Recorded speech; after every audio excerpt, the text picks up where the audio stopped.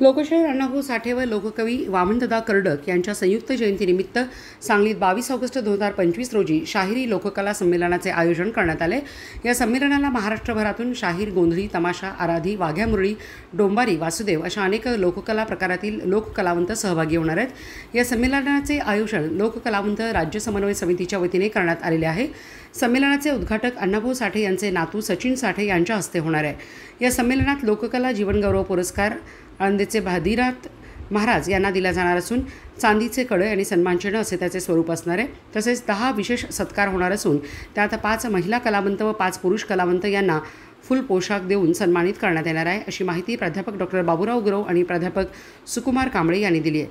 दिवसभराच्या या शाहिरी लोककला संमेलनात महाराष्ट्रातील नामवंत कलावंतांचे सादरीकरण होणार आहे। यामध्ये भीमगायिका कडूबाई खरात, लोकगायक चंदन कांबळे, शिंदेशाहीचे मिलिंद शिंदे, डॉक्टर गणेश चंदनशिवे, सांगलीचेच शाहीर देवानंद माळी, नामवंत गोंधळी कलावंत सत्यभामा आवळे, बलराज काटे, शाहीर सदाशिव निकम, शाहीर शीतल साठे, शाहीर सचिन माळी, शाहीर राजीव चव्हाण, मयूर उबाळे, अंगद वाघे, अमर पुणेकर, मनसूर शेख, शाहीर पृथ्वीराज माळी तसेच ओमाजी बाबाजी तमाशा संघटनेचे कलावंत भास्कर सदाकळे आदी लोककलावंत शाहीर अण्णाभाऊ साठे व शाहीर वामनदादा कर्डक यांना कलेच्या माध्यमातून मानवंदना देणार आहेत।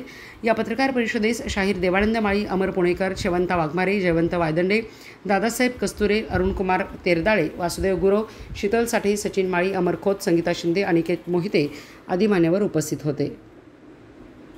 विचारवंतांनी, पत्रकारांनी, कार्यकर्त्यांनी सगळ्यांनी या कलावंतांचं कौतुक करण्यासाठी, कलेचं रसग्रहण करण्यासाठी आणि त्या कलेला प्रोत्साहन देण्यासाठी, कलावंतांना सन्मान देण्यासाठी आपण मोठ्या प्रमाणामध्ये त्या विष्णूचं भावे नाट्य मंदिरात जमायचं।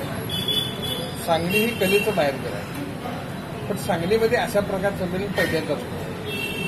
तर ते यशस्वी होणं ही आपली सर्वांची जबाबदारी आहे। या संमेलनाचा खर्चाचं बजेट 4 लाख रुपये आहे। त्या खर्चाच्या बजेटमध्ये आमच्या शेवंतबाई आणि कार्यकर्ते सगळे प्रयत्न करत आहेत, पण लोकांच्याकडून मोठ्या प्रमाणात देणग्या मिळणं हेही गरजेचं आहे।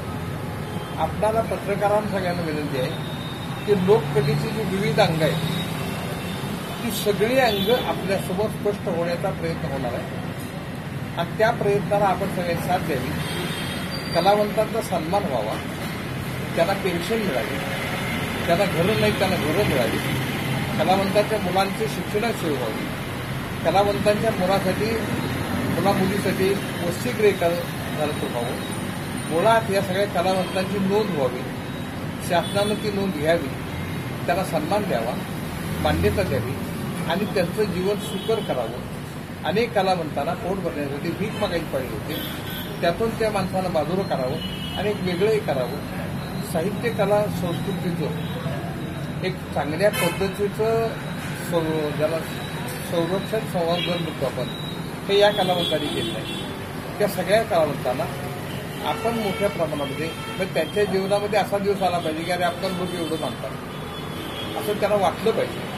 या पद्धतीनं आपण तो कार्यक्रम करायचा आहे। भावे नाट्य मंदिरमध्ये 7 वाजल्यापासून संध्याकाळी 10 वाजल्यापासून संध्याकाळी 8 पर्यंत साधारणपणे कार्यक्रम चालणार आहे।